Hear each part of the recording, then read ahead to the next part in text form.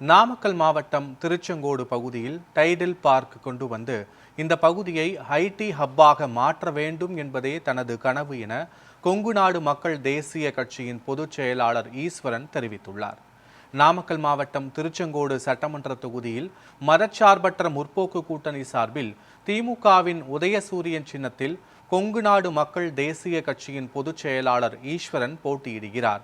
இவர் தோக்குவாடி, குச்சிப்பாளையம், மலைப்பாளையம், முரசுக்குட்டை, பர்கூர் உள்ளிட்ட பல்வேறு பகுதிகளில் தோழமை கட்சிகளுடன் தீவிர வாக்கு சேகரிப்பில் ஈடுபட்டார்.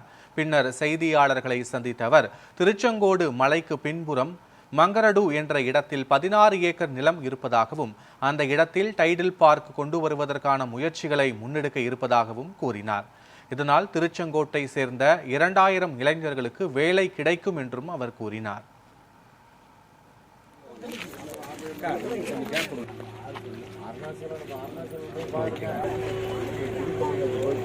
திருச்செங்கோட்டிலிருந்து கல்லூரிகளிலே படித்து முடிக்கின்ற மாணவ மாணவிகள், தகவல் தொழில்நுட்பத்தில் படித்தவர்கள் வேலை வேண்டி பெங்களூருக்கும் சென்னைக்கும் கோயம்புத்தூருக்கும் செல்ல வேண்டிய நிலை இருக்கிறது. அவர்களுக்கு திருச்செங்கோட்டிலேயே வேலை வாய்ப்புகளை உருவாக்க வேண்டும் என்ற முயற்சியிலே அடுத்த 2 ஆண்டுகளுக்குள்ளாக திருச்செங்கோட்டிலே ஒரு டைடல் பார்க் கொண்டு வர வேண்டும். திருச்செங்கோட்டு மலைக்கு பின்புறம் மங்கரடு என்ற இடத்தில் 16 ஏக்கர் நிலம் இருக்கிறது. அதிலே டைடல் பார்க் கொண்டு வருவதற்கான முயற்சிகளை முன்னெடுப்பேன். அந்த 16 ஏக்கரும் ஐடி பார்க்காக வளரும் பொழுது குறைஞ்சபட்சம் 2000 பேருக்காவது திருச்செங்கோட்டிலேயே வேலை கிடைக்கும். அப்படி திருச்செங்கோட்டிலேயே வேலை கிடைத்தால் அவர்கள் எல்லாம் தங்களுடைய பெற்றோர்களோடு இருப்பதற்கான அந்த வாய்ப்புகள் இருக்கும்.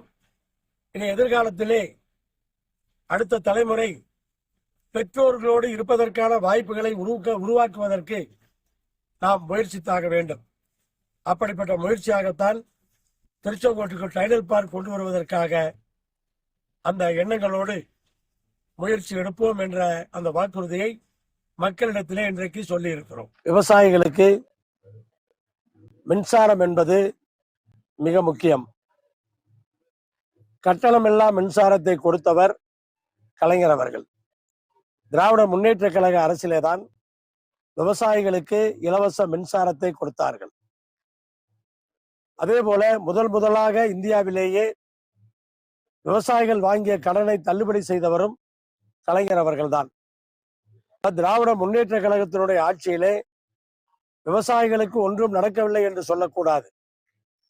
டெல்லியிலே விவசாயிகள் போராட்டம் செய்த பொழுது திராவிட முன்னேற்ற கழகம் கூட்டணிகளும் அந்த போராட்டத்துக்கு நாங்கள் ஆதரவை தெரிவித்தோம். ஆனால் அதிமுகவினுடைய பொதுச் செயலாளர் போராட்டம் செய்வது சரியில்லை என்று பாரதிய ஜனதா கட்சியோடு சேர்ந்து கொண்டு அன்றைக்கு விவசாயிகளுக்கு எதிரான கருத்துக்களை தெரிவித்தார்.